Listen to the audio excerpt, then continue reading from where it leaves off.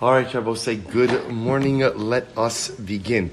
Begin by thanking our sponsors for this morning's shir. To thank our TALMUD TORAH sponsor for the month of Adar Beis, Leah Sol, for dedicating all the shiurim and drashos this month in honor of those who organized our beautiful groundbreaking and those who give so much to the shul each and every day. To thank our Daf Yomi sponsors, Paul and Kathy Pollack. In gratitude to Moshe Abramson and all of the other tech-savvy members of the shir who go ahead and give of their time each and every day to make sure that Baruch Hashem, those who are learning on Zoom and YouTube are able to participate. Baruch Hashem, it is an incredible, I think we've all seen the Mesiras Nefesh that goes into it, especially over the last couple of days.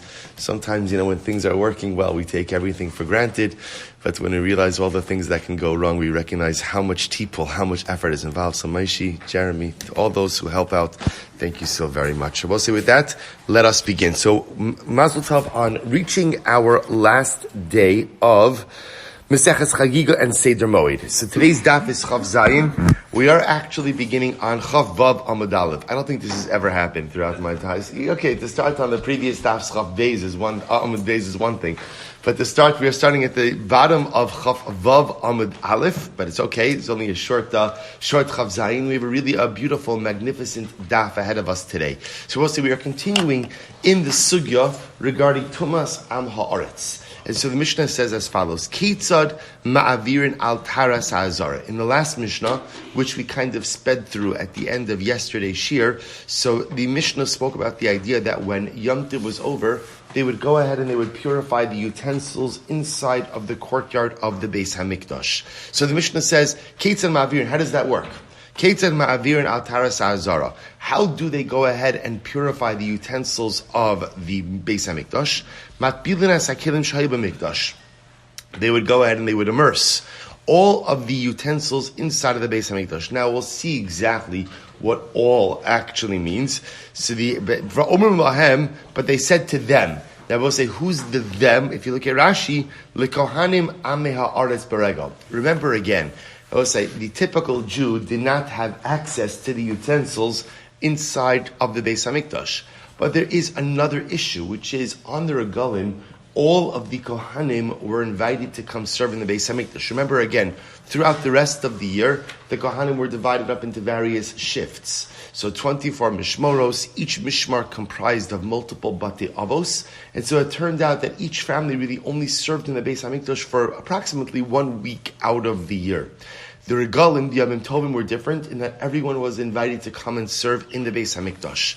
So on the Regalim, you had an issue not just of typical Amei Haaretz who were coming and converging on Yerushalayim, but you had an issue of Kohanim who were Amei Haaretz. Now I will say, a Kohen who's an Am Haaretz could do a lot of damage, because ultimately if he's not careful, if Tuman Tara and he's entering into the Beis Hamikdash, so they said to the Kohanim Amei Haaretz, Hizaru, be careful, Amud Beis, Shelo Tigu B'Shulchan.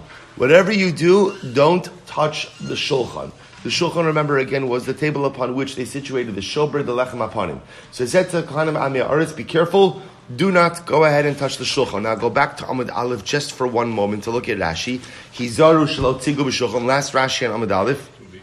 Shelo Yuchlu Lahat Bilo La'achar HaRegel. We're going to see the problem with the Shulchan was every other utensil could be immersed after Yom Tiv. The Shulchan could not be immersed. Now Rashi says over here, Shi Esher L'Salko Mimkomo. You're not allowed to move the Shulchan outside of the Beis Hamikdash. D'chsiv bei lechem panim lefanai tamid. The Torah, when discussing the Shulchan, tells us that the Shulchan has to be tamid, constant.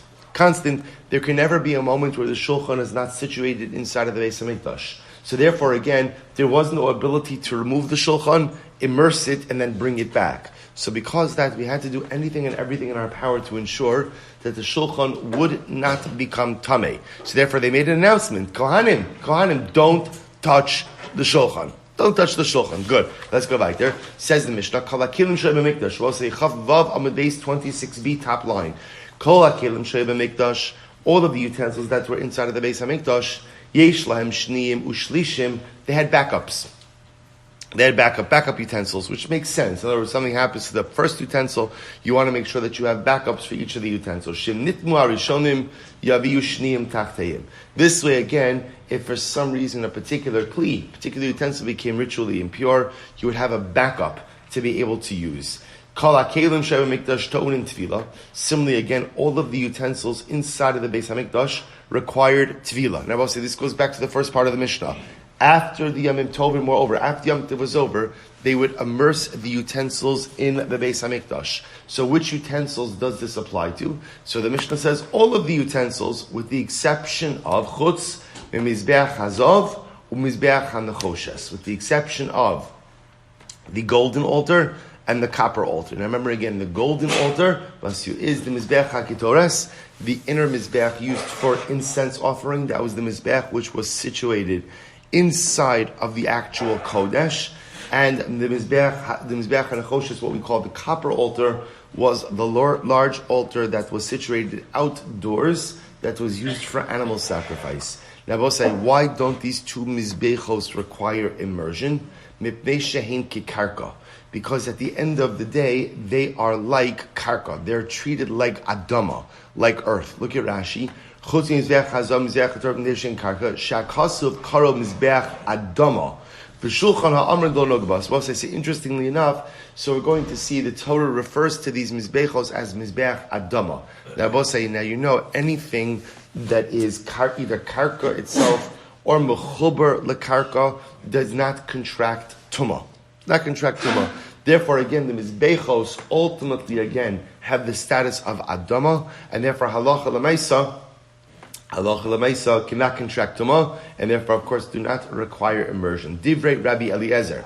These are the words of Rabbi Eliezer. The Chum say they don't require immersion. Why? Mipnei shehin mitzupin. Ultimately, again, because they are plated or because they're covered. We'll have to explain exactly what that means in the Gemara. Beautiful, I will say. So really, an incredible and overwhelming Gemara. Really, I should say, an incredible, overwhelming Mishnah. Such a beautiful, beautiful idea. So it says the Gemara. I will say, Mishnayos like this are always especially beautiful because they give us a window into how the Beis HaMikdash was run. And that's always exciting to be able to have a little bit of a window into something that we haven't had for so many thousands of years, but yet we desperately pine for each and every day. Says the Gemara. So Tana, Hizaru, Shema Tigu b'shulchan b'menorah. So we'll say, so remember again, our Mishnah spoke about the idea that they would make an announcement. Right? They would make an announcement to the Kohanim, and they would say to the Kohanim, really specifically targeting the Kohanim who are Amei Haaretz, do not touch the Shulchan. Do not touch the Shulchan. Then I both say, there's a Braisa, and the Braisa has a little bit of a different version. The Braisa says, Hizaru Shematigu b'shulchan u'bamenorah. Then I both say, in the Braisa it actually says that the announcement they would make was, be careful, don't touch the Shulchan or the menorah. Or the menorah. Asks the Gemara, V'tana didan, my taima lo tani menorah. So we'll say, so why doesn't our Mishnah include menorah? Right? Why doesn't it include menorah also? Why does it just say shulchan? To which the Gemara says very simple. Shulchan ksiv beit tamid, menorah lo ksiv beit tamid. So we'll say it's a very simple idea because our Tana is worried about the following, which is you can't have a mikdash that doesn't have the shulchan. Right? Why not? Because the Torah uses the word tamid, right? Constantly, consistently, in perpetuity with the shulchan, which means you don't have the ability to remove the shulchan, to immerse it, should it become tameh. Therefore, the only way to properly deal with the shulchan is to ensure that what?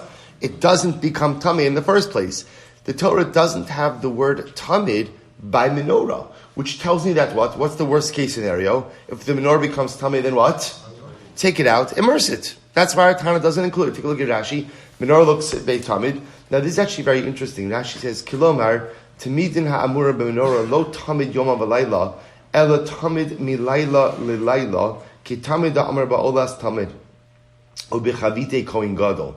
Aval b'yom lo hayadolek d'mei erev ad boker ksid. The Rabbi say, here's what's interesting. There is a certain continuity or consistency that's written by menorah as well. By menorah it says me'erev ad boker. Now I will say what that means is the menorah is kindled every single day, and the menorah had to remain kindled me'erev, from evening until the morning. But during the daytime, already up until what we'll call mincha time, the menorah was not kindled. Right? The menorah was not kindled. So therefore, again, even though the menorah had an element of consistency in that it was utilized each and every day, and utilized each and every day for a block of time, it doesn't have the same temidus, the same consistency as was required by the Shulchan. So Rashi says, therefore he says, so atayochol salka ulahatbila. So because menorah itself was really only needed for a particular block of time, me'erev ad boker, should it become tameh, you do have the ability to remove it, to immerse it, and then put it back into service in time for that evening. However, says Rashi, Aval tamid ha'amar b'shulchan, tamid yom ba'laylahu, t'mishabes l'shabes ha'aruch halav. See, Rabbi say, here's what's interesting about the shulchan. How was the shulchan used? Right, let's think of it. How was the shulchan used? The shulchan was used to house the lechem aponim. The lechem aponim has to be constantly out. Right? In other words, it's ever present in the mikdash. As such, there's never a point in time during the day where the shulchan is not needed. So it's fascinating to see, and this to a certain degree makes the shulchan different than every other utensil in the mikdash. In other words, every utensil in the mikdash was used each and every day, but it wasn't used throughout the entire day. The shulchan was the only utensil, right? Think about it just a moment, right? You have the mizbechos, right? Were the altars used every day? Yeah, absolutely. Were they used every moment of every day? No. In other words, it could be that they were, remember we saw this, also this concept that we don't like the mizbeach to be idle, right? So we always like, but lemaisa, you don't have to use the mizbeach every moment of the day. The menorah, used every day? Yeah. Used every moment of every day? No. As such, the shulchan was unique in that it was utilized every moment of every day. That's what it means, tamid. Instead of Rabbi say, for our purposes, what that does is something fascinating, which is you can't remove the shulchan from the Beis Hamikdash. So because of that, they have to put out the announcement, don't touch the shulchan. Then Rabbi say, now this also happens to make something, this also happens to make sense of something else, which is, on one hand, the Mishnah said, they would tell the Kohanim Amei Aretz, don't touch the shulchan, right? Because you can't move the shulchan. What was the next line in the Mishnah? The next line in the Mishnah was, they made backup utensils, right? Backup utensils. So, if that's the case, you should also have a backup what? Shulchan. Then I will say, why doesn't having a backup shulchan help? Because think about it just a moment. Even if you have a backup shulchan, what does it disrupt? The tamid. In other words, we'll say, it's very nice to have a backup shulchan. What do you have to do when you have a backup shulchan? You got to take off the lechem upon him. You got to go. In other words, there's a disruption. See, I will say, continuity means just that. It means there's no break.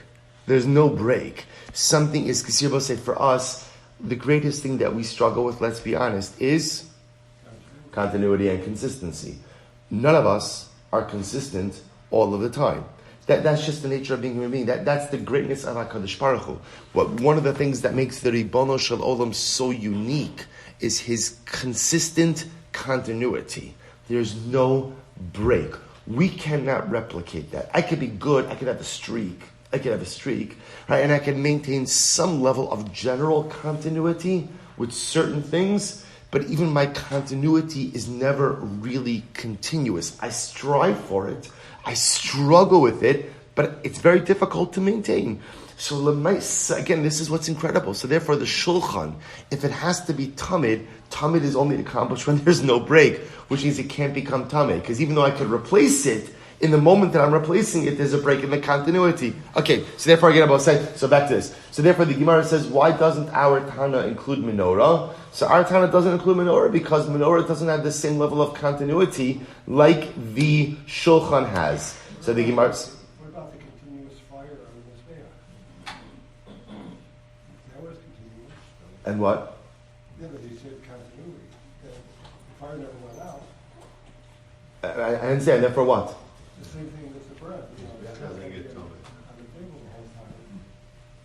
And they could both count the same thing. Oh, okay, yeah. I'm saying, what does that have to do with this?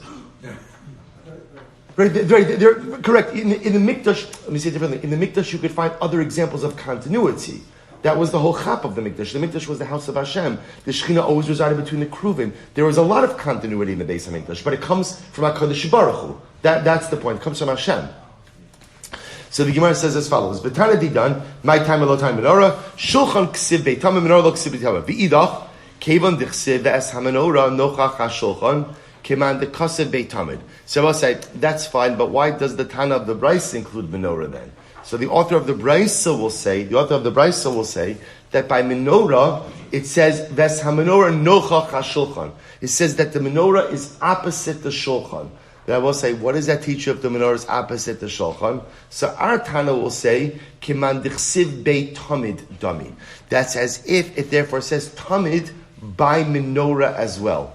V'idach, what will the author of our Mishnah say? V'idach, hahu likboa la makam hudasa. No. When it says that the menorah is opposite the shulchan, that's not coming to teach continuity by the menorah. What is that coming to teach? Very simple, location.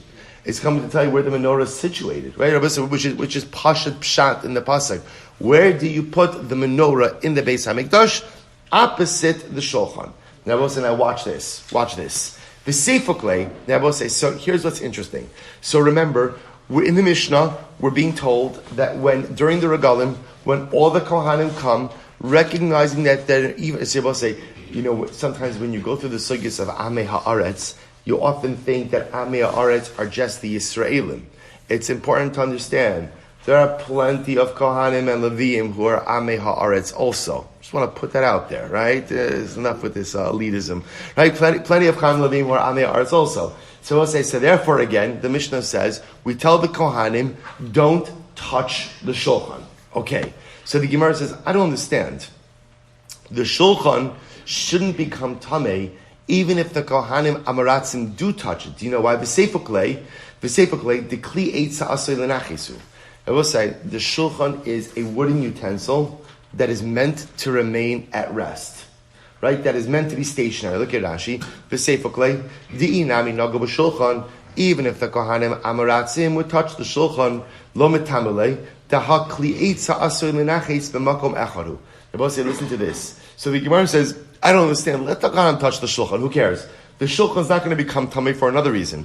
The shulchan is a wooden utensil that is meant to remain stationary. So the Gemara says, "V'chol kli eitza asur l'nachis lo mitama," and any wooden utensil that is meant to remain stationary is not mekabel tuma. Now, why is that? My timer dumya disak, but because we will say when it comes to tuma.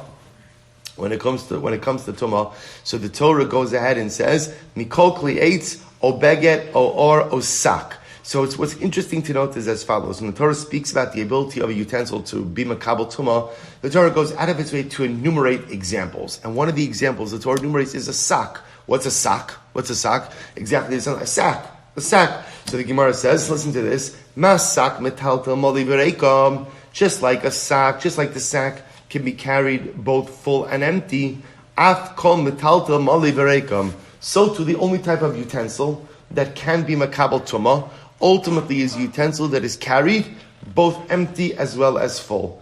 To which the Gemara says, but the shulchan is not carried. Remember, I will say, don't get caught up with the fact that during the times of the Mishkan, the shulchan was carried, right? Because remember, we're talking about the Beis HaMikdash now. What do you do with the shulchan? You put it in the Beis HaMikdash and you leave it there. So it is a wooden utensil. It's interesting that, again, we'll talk about why the Gemara is calling the shulchan a wooden utensil. We'll talk about that. Again, I'll tell you right now. Because you must remember, again, the shulchan is made from wood, coated with gold, plated with gold. So the Gemara assumes right now, we'll challenge that in just a little bit, but the Gemara assumes that because it's really made of wood, it's considered to be a wooden utensil and not a metallic utensil. We'll challenge that in just a moment. But the Gemara is saying, I don't understand. The shulchan shouldn't be makabel tumah in general. It is a wooden utensil that is meant to remain stationary. And any wooden utensil that is meant to remain stationary is not makabel tumah. So let the Amaratzim touch it all they want. It's not going to matter. To which the Gemara says, maybe the Gemara says, the truth is, the shulchan was also carried when it was full and it was empty.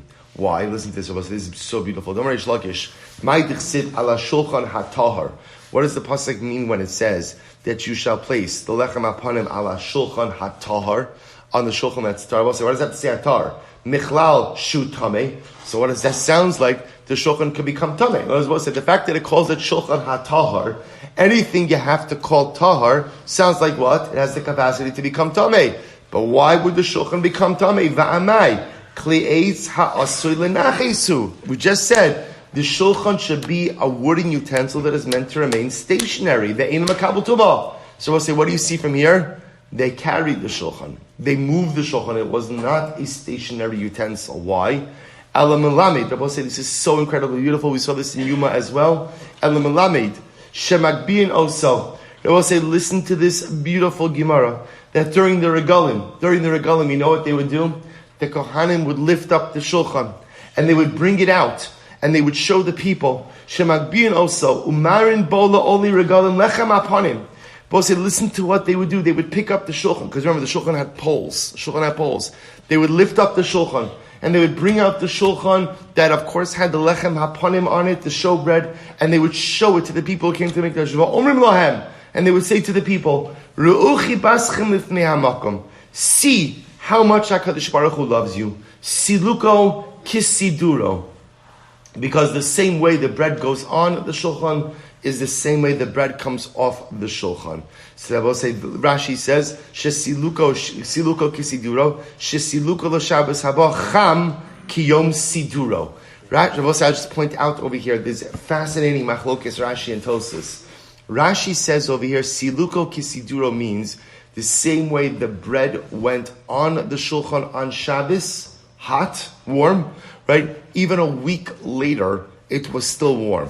Tosfos argues, Tosfos says, if you look right across, Siluko kisiduro, liyin shahaya rach. Tosfos says it wasn't warm, it was soft.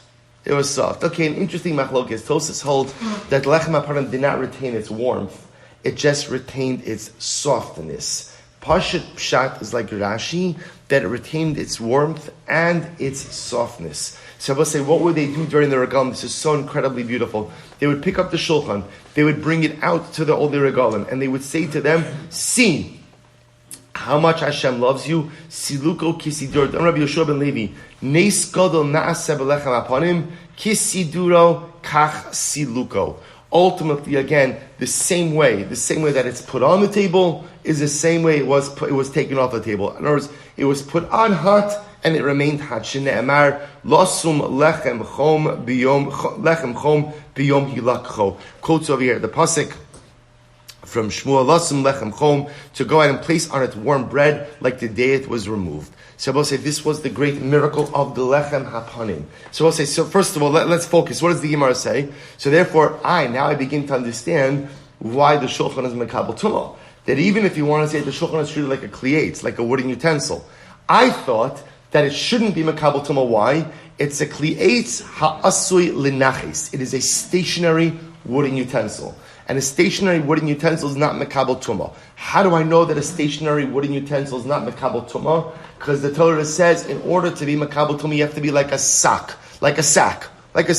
Sack is movable, both when it's full and when it's empty. So to any utensil, only that's movable when it's full, that it's empty is mekabel tumah. So if it's a wooden utensil that's not meant to be moved, it's not mekabel tumah. To which the Gemara says, the shulchan is moved. When is the shulchan moved? I will say, can you imagine the scene during the regalim? They would pick up the shulchan, show the Olei regalim, see how much Hashem loves you. Look at the miracle of the lechem hapanim. Look at the miracle of the showbread. It goes on hot and it remains hot. So I was thinking about this Gemara, just to pause you for just a moment. Out of all the things, right? Can you imagine? So the Kohanim are trying to illustrate the love that Hashem has for us with the lechem hapanim. I don't know, it's interesting, don't get me wrong. It's a fascinating miracle. But how does that show the love that Hashem has for us? In other words, I will say, lechem hapanim is great for the Kohanim, right? If I'm Yisrael, I'm sitting there, I'm not feeling the love, right? I'm hungry, right? In other words, I haven't gotten anything. So, and I will say, and think about this, kind of like, going back even to what Greg mentioned before. There's so many miracles in the Beis HaMikdash. So many miracles that occur. And yet, again, we don't say, right, the H Tamid, right, the fire comes down. The Quran doesn't say, see how much Hashem loves you, because look, there's a constant fire that comes down. Why is the love of Hashem particularly manifest in the miracle of the Lechem HaParamenu? I will say, perhaps, the way to read the Gemara is like this. I will say, imagine this scene for just a moment. The Kohanim would bring out the Shulchan. And on the Shulchan was the showbread. Right? And when you looked at the bread, looked at the lechem upon him, according to Rashi at least, you would still see the steam, right, coming off of the bread. And perhaps the Chachamim were saying it was like this. From this bread, you can see the way Hashem loves you. It's not that the bread is an expression of God's love, but the bread provides us an insight into the nature of the love that Hashem has for us. How so? I will say, what's the nature of love? What's the nature of love? Right? Love, the way it often starts, is it's exciting, it's passionate, it's filled with warmth, and then what often happens as time goes on, right? Cools down. It cools down. The nature of how much it cools down depends on the relationship. And this is true, by the way, even in the most wonderful of relationships, right? How often does it happen in marriage? That our relationship starts so passionate, so exciting, so warm, so much heat. And then what happens? You hear this all the time. We lost the spark, we lost the this. Still in love, still together, still committed, but the heat of the relationship is not there. The Kohanim are showing Klal Yisrael. Do you want to know what's unique about the love that HaKadosh Baruch Hu has for us? Re'u chibaschem lifnei hamakom. See in this bread, the bread is not the expression of love, because the bread doesn't impact me. I'm just a guy standing in the crowd. But through the bread, I see the nature of how Hashem loves us. Just like the bread always retains its heat, the Ribono Shel Olam always retains his passionate love for us. See, I will say, it's not always reciprocal. I'm not always passionately in love with God, to be very honest. Right? On any given Tuesday, I may be kind of like, in my relationship with Hashem. Right? And I may not be so passionately committed. And I may not be so involved. And I'm not head over heels about HaKadosh Baruch Hu. But at the end of the day, Hashem is always passionately in love with us. Hashem is always on fire about us. The heat, the intensity, the passion of the love is always there. Re'u chibaschem lifnei hamakom. See how Hashem feels about you by looking at the lechem hapana. And Rabbi say, isn't that incredible? Isn't it incredible to know that I have a God who is always passionate about me?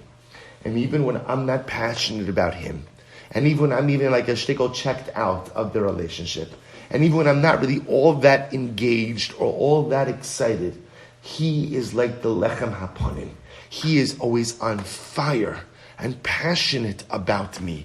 That was the lesson that the Kohanim wanted to show the Olei Regel. See, I was saying, sometimes we forget this because sometimes we have the incredible disservice of looking at Hashem as a God who's ready to patch us if we step out of line, and a God who's willing to rain down the full fury of heaven and earth if we don't go and do what we're supposed to do. And that is a flawed conception of God. Does God punish?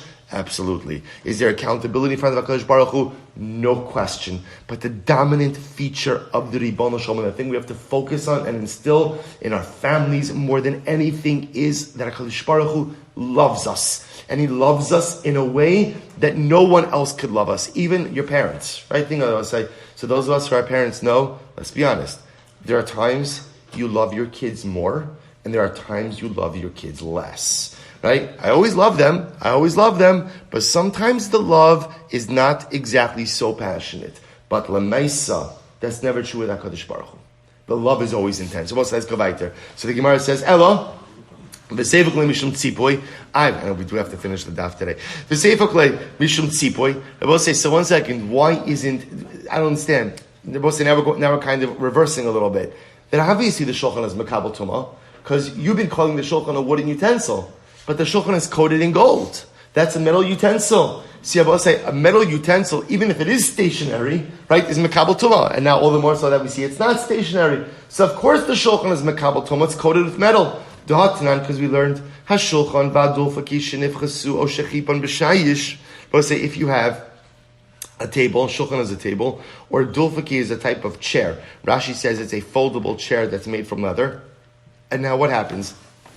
So I will say these items, shenifchasu, let's say you diminish them so that they're no longer fully usable. O shechipan b'shayish, or you coat them in marble. You coat them in marble. I will say, if you coat something in marble, it becomes like a stone utensil, and stone utensils are not mikabel tumah. V'shir b'hem makam hanachas kosos, and if you leave over enough space on the table or on the chair that you can put down a cup, meaning, so in other words, there's a functional part of the table or a chair that can be used that's uncoated, tameh, ultimately is tameh. So we'll say, what is this trying to convey?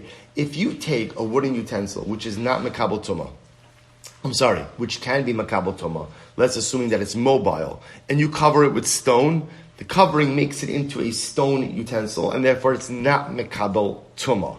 But however, that only works if you fully cover it. Right? If you leave a part of the table exposed, let's say how much of the table, enough that you can put down a cup, it's still considered to be a wooden utensil, and it's makabel tumah. So Rabbi Huda says, Makam anachas achatichos. Rabbi Huda says, no, it's not just enough for a cup, you have to leave enough of the table exposed that you can put down pieces of meat or pieces of bread. So I will say, what's the point? Why is we bringing this up? Because if I have a shulchan that is made of wood, and I coat it with gold, what's the status of that table? What's the status of the table? It's a metal utensil. If it's a metal utensil, therefore what? It's makabel tumah. So therefore, again, yes, it was right for them to tell the Kohanim, Amei Haaretz, don't touch the shulchan. To which the Gemara says, well, maybe you'll say it's different. Why? Because the shulchan was made out of atzei shitim, acacia wood, and acacia wood is chashuv, right? And maybe you'll say that the wood is not batal to the gold, right? And therefore, again, maybe it retains its identity as a wooden utensil, despite the fact that it's covered with gold. Hami chalareish lakish, the amar lo shanu ela bikli ach salgim, haba medinas hayam. That this is true. In other words, I will say when you coat a wooden utensil with, let's say, in this case it was stone, that it becomes a stone utensil, that's only with ordinary wood. They're calling it again achsalgim wood that comes from overseas. Aba bechlim samim lo batli. But I will say if you make it, but if you have a klimas samim, so again this is a higher quality wood. That wood is not batal at all, and even if you were to cover it with stone, it would still retain its identity as a wood utensil. So perhaps that makes sense. Maybe the shulchan, because it's made out of acacia wood, which is very chashuv, even though it's coated with gold, does not become a metallic utensil. But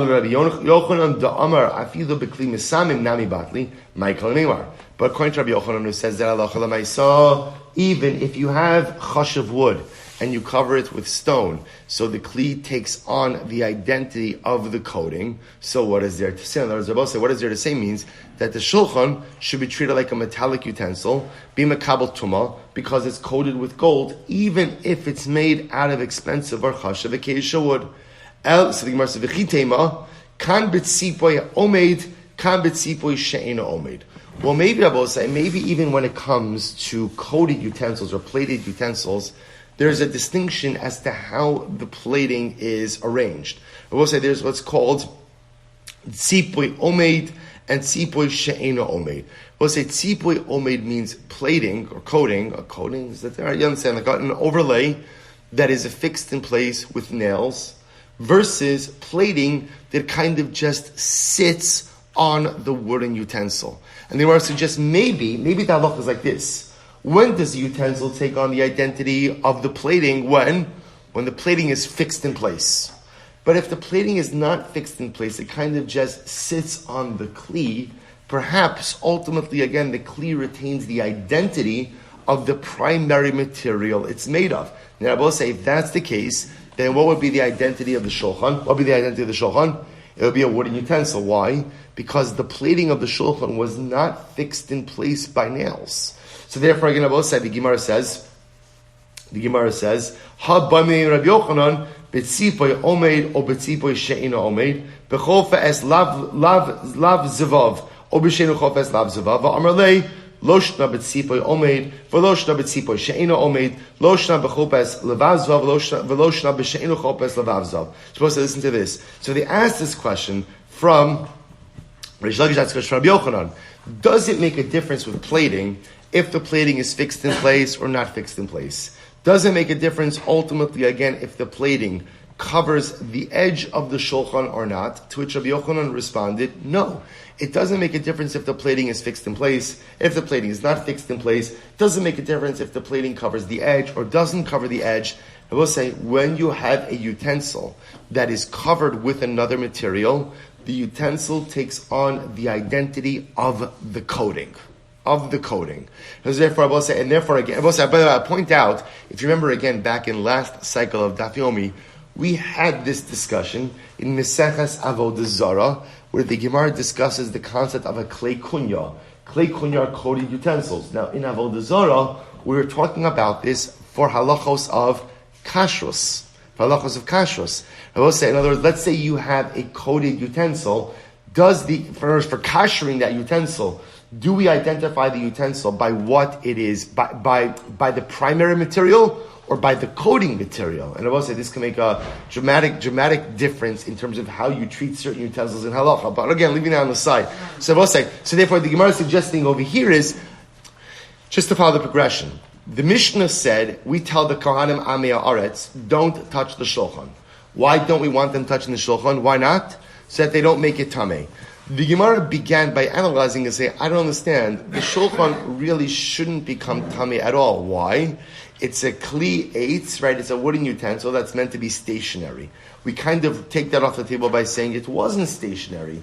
They picked up the shulchan, they showed it to everyone. Now the Gemara goes the opposite. The Gemara says, no, of course the shulchan becomes tamei. Because the shulchan is considered to be a klei mateches, a metal utensil. Why is the shulchan considered to be a metal utensil? Why? Because it's gold plated. So I will say, now we're going through this whole discussion of, well, maybe something is only considered to be a gold utensil if the plating is fixed in place. Or if the plate, to which the Gemara says, no, it doesn't seem to be true. It seems to be that as long as you're plated, right, even if it's not fully plated, it sounds like, right, but as long as you're plated, then halacha lemaisa, you are considered to be a metal utensil. And if you are considered to be a metal utensil, then it makes a lot of sense in the Mishnah why they told the Kohanim, Amei Haaretz, don't touch the shulchan. Because the shulchan really was capable of becoming tamei. To which the Gemara says, Ella shiny shulchan, rather perhaps again the shulchan is different. Rabbi say top of Chavzayin, the Rachmana Karye Eitz. See, Rabbi say, here's what's interesting about the shulchan. The Torah itself, what we're going to see, it's not the Torah, but rather again, so we're going to see that the pasuk in Yechezkel calls the shulchan eitz. It calls it eitz. So the Gemara says, "D'chsiv hamizbeach eitz shalosh amos gavoa va'arko shtayim amos umiksaos savlo va'arko v'kirosav eitz va'idabre elai zeh shulchan asher lifnei Hashem." Shabbos said the pasuk already. The Gemara is quoting in Yechezkel, and the pasuk, interestingly enough, calls the shulchan eitz. It refers to it ultimately again as wood. So I will say, here's what's interesting. Rashi says, Rachmana Karye Eitz, Af Kishu Mitzupa. So I will say, so really what the Gemara is saying is like this. From a pure halachic, what we call like the halacha yevesha, from a pure halachic perspective, you're right, the shulchan is a klei mateches. But here's the problem. I have a pasuk in which, again, the Navi refers to the shulchan as being a kli eitz. So therefore I will say, based on the fact that it's called the kli eitz, I might have thought that it doesn't become tamei. Now, kamash malan, even if it is a kli eitz, it does become tamei. Why does it become tamei? Why? Because it's moved. Right? Because remember, the only time that a wooden utensil doesn't become tamei is if it's meant to remain stationary. But lamaisa, because this utensil is meant to be moved, therefore Allah lamaisa is mekabel tumah. So we'll say now the Gemara. So therefore we'll say that just before we go on, that effectively brings the sugya to an end. So now I understand why they told the Kohanim Amei Haaretz, don't touch the shulchan. So remember again, Even if you have it, let's pull this all together. Even if you have a backup shulchan, we still don't want the kohanim touching the shulchan. Why not? Why not? Because again, if you have to remove the shulchan, what do you ruin? What do you ruin?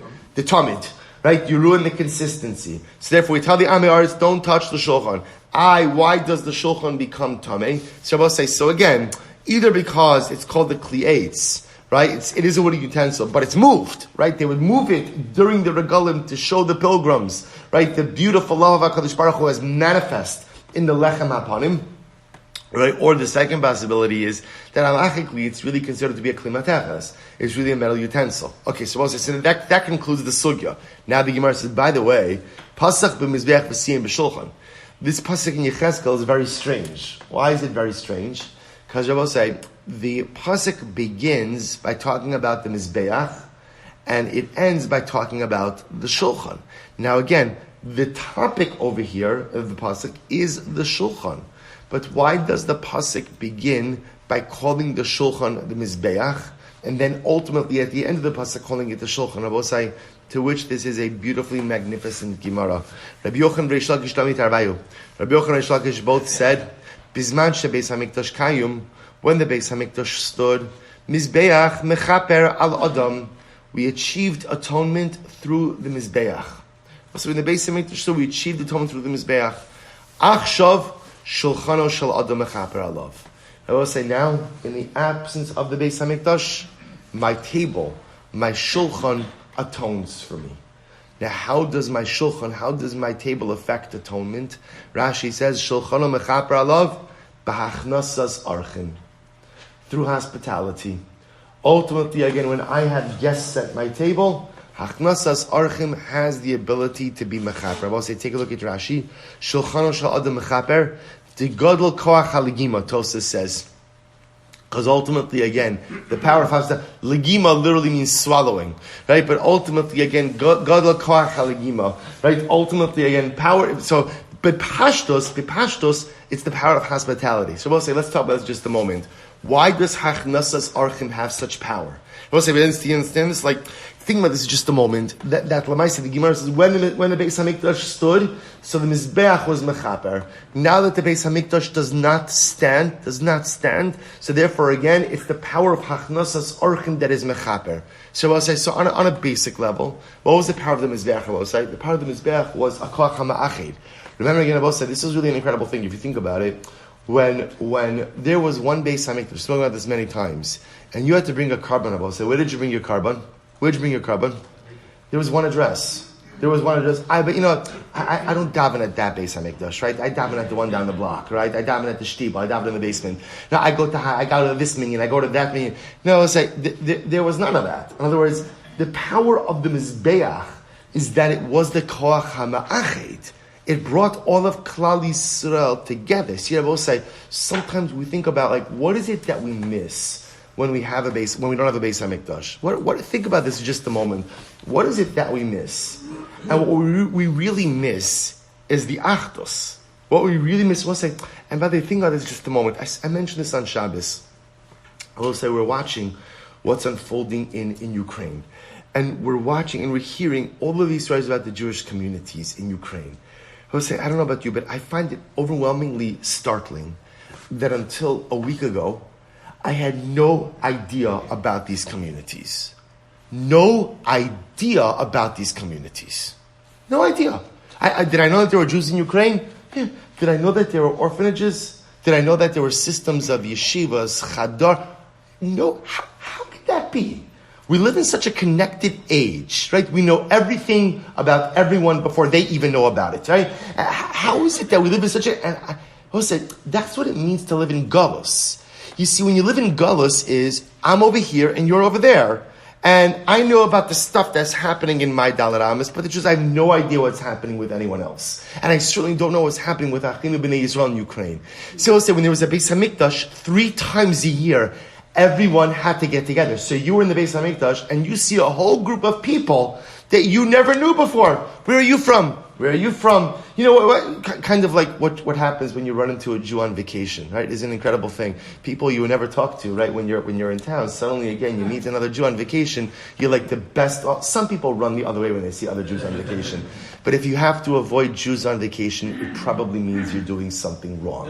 Right? I was like, but Lamaisa, right, that's what the Beis Hamikdash was. It brought everyone together. So again, were your best friends? Because of course not. But Lamaisa, like, I knew that there were Jews in Ukraine because they ultimately were coming to the Beis Hamikdash as well. So in the absence of the Beis Hamikdash, there's a sense of dispersion, and dispersion literally means I don't know what is happening in pockets of Klal Yisrael. So how do you bring Jews together? So the Gemara says your table could be used to affect incredible achdus, which I will say tells me something absolutely amazing. The power of Hachnasas Archim is not with your friends.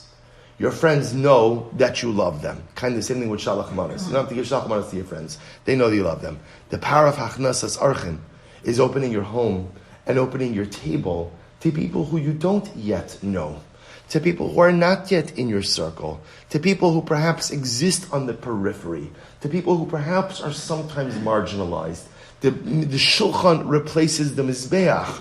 The Mizbeach brought Klal Yisrael together, and now it's my job at my Shulchan to go ahead and bring people together. The Shulchan replaces the Mizbeach, Rabbi say, because it is the power of Achdus, it is the power of bringing Jews together that affects Kapar, that affects atonement. I'll just point out something interesting. Tosfos calls Hachnasas Archim, but he calls Koach HaLegima. Now, Legima literally means what? Swallowing. Because I'll tell you something amazing. If you want to properly perform the mitzvah of Hachnasas Archim, there's one skill you have to learn, which is how to swallow. What does that mean? See, I will say, successful Hachnasas Archim requires you not to respond to everything that's said at your table. Because if you really have a Klal Yisrael table, and you have people from different places, inevitably, someone's going to probably say something offensive, and someone's probably going to say something inappropriate, and someone's probably going to say something that you definitely do not agree with. And the power of Hachnasas Archim is swallow. Let it go.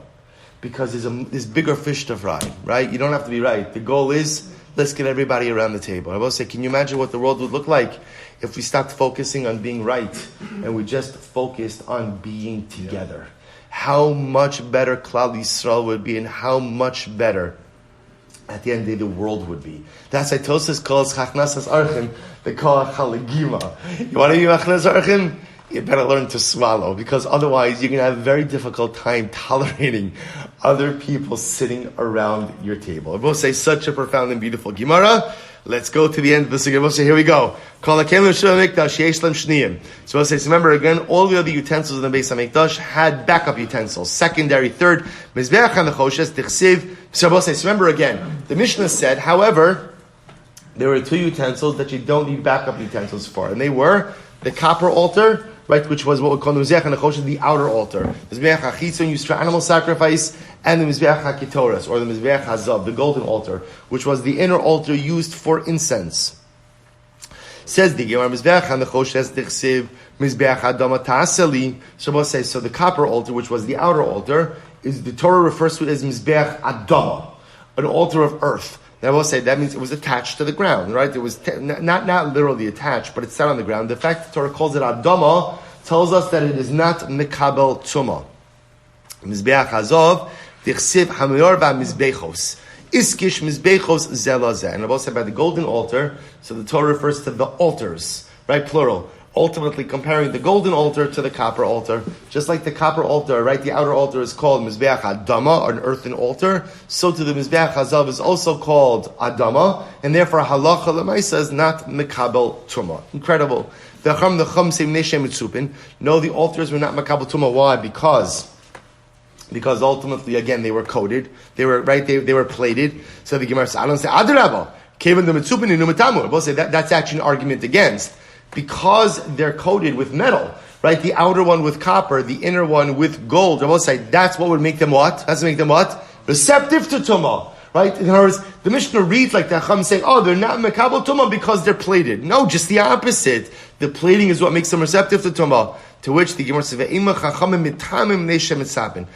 It could be that the way to read the Mishnah is the chachamim are arguing, and they're saying, unfortunately, the altars are mekabel tumah because they are plated. The other possibility is we'll say first wide line chav zayin amud aleph. Rabbanan l'Rabbi Eliezer Kamri. This Rabbanan speaking to Rabbi Eliezer. My daiteich, Rabbi Eliezer. What's your logic? Right? So the Gemara says, Mishum demetzupit. Maybe you'll say because they're plated. No. Don't worry about that. Miftal batel tzipuyan gabayhu.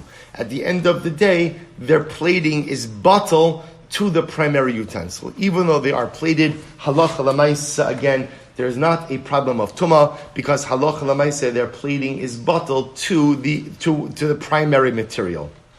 Okay, we'll say, either way, the way Paskin Halacha L'maisa is that the Mizbechos are not Mikabel Tumah. Right? Both the outer Mizbech, the inner Mizbech, either because, like we said before, that Halacha L'maisa, well, it is because what we said before, because they're Klei Adama. At the end of the day, they're attached to the ground, they're considered to be like Adama, and therefore they're not Mikabel Tumah. Incredible. I will say, we come now to the end of Mseches Chagigah and Seder Moed. I will say, here we go, beautiful, beautiful Gemaras. Am Rabbi Abo, Am Rabbi Lazar, Talmidei Chachamim. Ein or shel Gehenim shalat esbahem. So Rabbi, listen to this. Talmidei Chachamim, the fires of Gehenim have no effect on them. The fires of Gehenim cannot impact on Rabbi. Is there a greater argument to become a Talmud Chacham than this? Let's start working. We're on the way. Each of us are on the way. So Rabbi say, right, if you're a Talmud Chacham, so the fires of Gehenim have no impact on you. The Gemara says, Kal v'chomer misalamandra. It is a kal v'chomer from the salamandra. What's the salamandra? Rashi says, Chaya hanivres min ha'ar. So the salamander is some type of creature that is created from fire. Kishabor in eish b'makom echad sheva shanim tamid b'li hefsek. So apparently the salamander is a creature that is created from a fire that has been continuous for 7 years. Okay, I don't know. So it says salamandra. What's the kavachom salamandra? Umas salamandra. She told us eishi, the salamander itself, which is created from fire. Hasach midama ein or sholetes bo. Apparently, if you smear yourself with salamandra oil, it protects you from fire. Right? Fire resistant. The oil from the salamandra. So ultimately, again, Talmidei Chachamim shekel gufanish. So we'll say, so the salamandra, which is a creature that comes from fire, if you smear yourself with its oil, it protects you from fire. Kal v'chomer Talmud Chacham shekel gufan eish. We'll say Talmud Chacham, his entire essence is fire. His entire essence is fire. Dichsiv halo kol divarika eish ne'um Hashem. The pasuk says, Hashem says, all of my words are like fire. Rabbi says, a Talmud Chacham who spends his life learning Torah. And Rabbi says, I want to be clear, Talmud Chacham doesn't have to be someone who is always learning. A person could be a Talmud Chacham even if they have a day job. But the point is that Talmud Chacham is someone who makes Torah a focal point of his life and applies himself to Torah. So ultimately, again, he ingests HaKadosh Baruch Hu's words, which are fire. The Torah is fire. The Torah is intensity. The Torah is passion. The Talmid Chacham, I will say, is someone who becomes kulo eish. He becomes all fire. All fire. That's the power of Talmid Chacham. So I will say, if one who smears themselves with the oil, right, with the oil of a salamandra that comes from fire, is protected against fire. Alachas kama v'kama, one who makes the focal point, the primary part of their life, the occupation of Torah, the assimilation of Torah into themselves, becomes complete fire. Becomes complete fire. I will say, when I work on becoming a Talmud Chacham, when I make Torah a primary part of my life, it's not just the pshat that I become holy, I become fire. I become fire. I become totally consumed with the fire of HaKadosh Baruch Hu. And I will say, if that's the case, then I am protected against the fires of Gehenna. It's the fires of Torah which protect me against the fires of Gehenna. Absolutely incredible. But say, how does the Gemara end? Listen to this. Amrei Shlakish. This is pretty incredible. Or she'ein or shel Gehenna shaletes beposhe Yisrael. Listen to this. The fires of Gehenna can't touch even the sinners of Israel. So I'll say, isn't this incredible? It's great news, by the way, right? So apparently Gehenna is empty, right? So Gehenna can't go ahead and touch the Talmidei Chachamim, and Gehenna can't even touch Poshe Yisrael. How so? Kavachomer Mizbeach Hazov. This is a kavachomer from the golden altar that was made from incense. That was made for incense, excuse me. Let's listen to this. Ma Mizbeach Hazov, She'ein alav ela ka'ovei dinar zav, kama shanim ina arshalat esbo. Let's listen to this. The golden altar, the Mizbeach Hazov, which was the inner altar used for Ketoras, actually only had a very thin gold coating. It was a very thin gold coating. Yet despite the fact that there was a fire kindled on top of that Mizbeach each and every day, the fire never eroded the gold coating. So one tiny little layer of gold protected the interior utensil, right, from fire. In other words, the coating itself was never warped or never ruined by the fire. So the Gemara says, I'm sorry. So if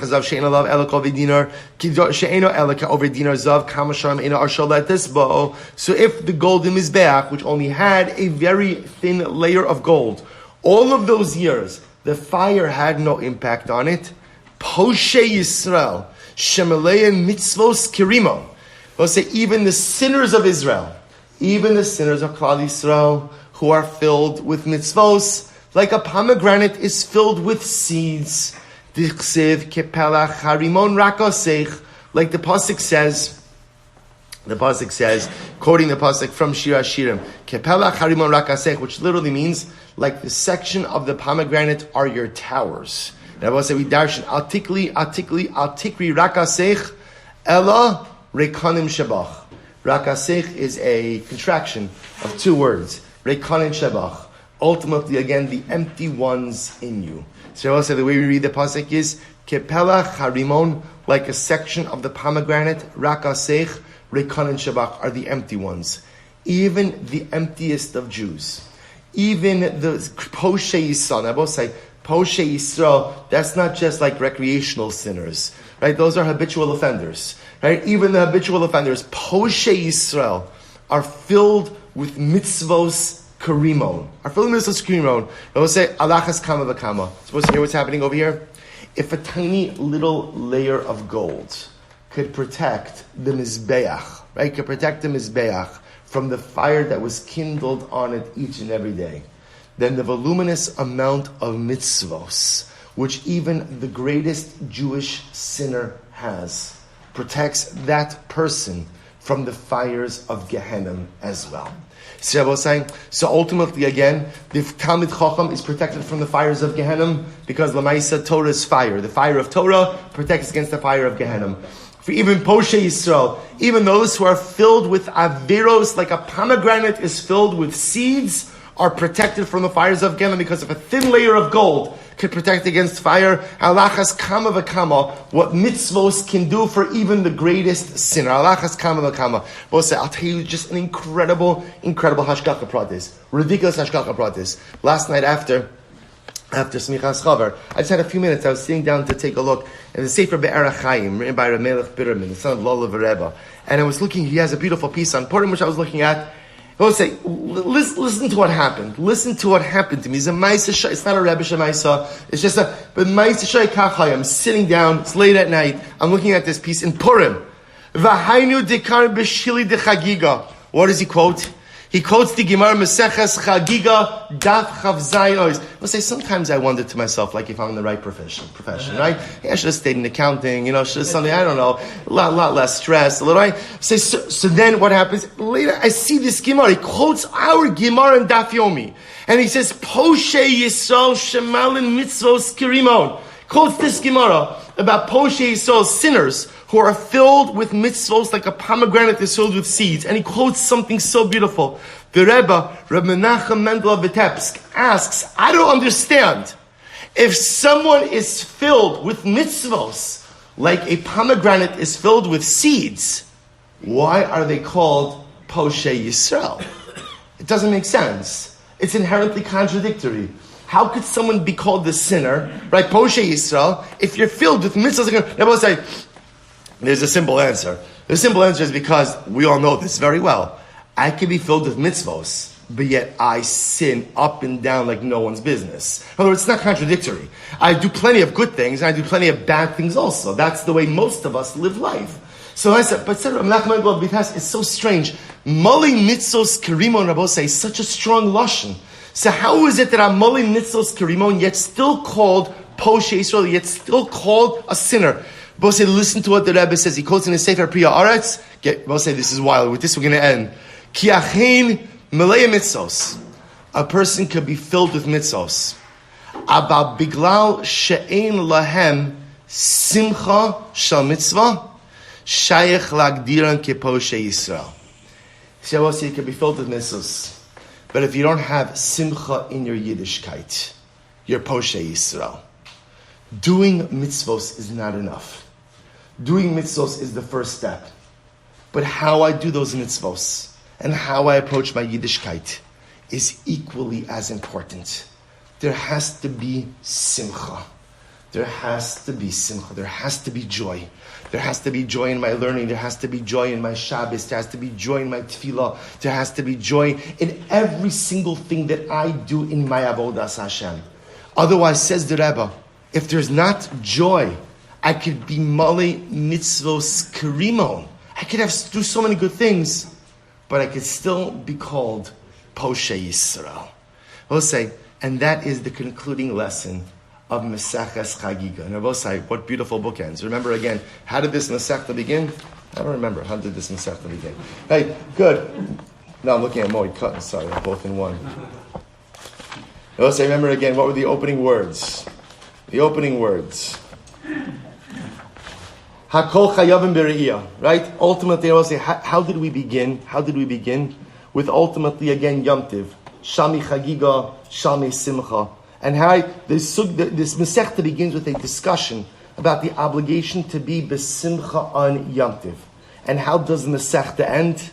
With the obligation to bring simcha to our Yiddishkeit. I will say sometimes we get focused on what we do and we forget to also focus on how we do it. Doing great things is an incredibly important accomplishment. But doing great things without the requisite emotional accompaniment, doing great things, but doing it because I have to and not because I want to, doing great things but not really feeling a sense of simcha in what it is that I'm doing, leaves me like a pomegranate that's filled with seeds. That's fantastic, but unfortunately still like Poshe. So Rabosai, we have just finished a Masechta, we just finished Seder Moed. I know that it's late, but I'll end with this. So I'll say, what a beautiful accomplishment. We're about to start Yevamis in Eretz Hashem. Start Yevamis. I was saying, I've heard a lot of chatter about Yevamis, right? And usually it goes something like this. Yevamis. I was saying, do you see what the parting lesson of Maseches Chagigah is? Simcha. I was saying, Yevamis is going to be great. You know why it's great? Because it's the fire of Torah. Do you know why it's great? Because every single word is Olam Haba. Do you know why it's great? Because it's great. Because if we approach things with simcha, then they're the most magnificent things that ever occur. We'll say Mazel Tov on this incredible accomplishment. Mazel Tov on finishing this Masechta. Mazel Tov on the completion of Seder Moed. And we'll say, may we be so Eretz Hashem to take this last lesson. I don't want to live my life just being a pomegranate filled with wonderful seeds of accomplishment. Because then I run the risk of having accomplishment, but not having simcha. I want to have accomplishment. I want to be the pomegranate filled with seeds. But I also want to live a life that is filled with beautiful simcha each and every step of the way. May we find the simcha in our accomplishments, and in Eretz Hashem, the simcha in the accomplishments to come. Mazel Tov.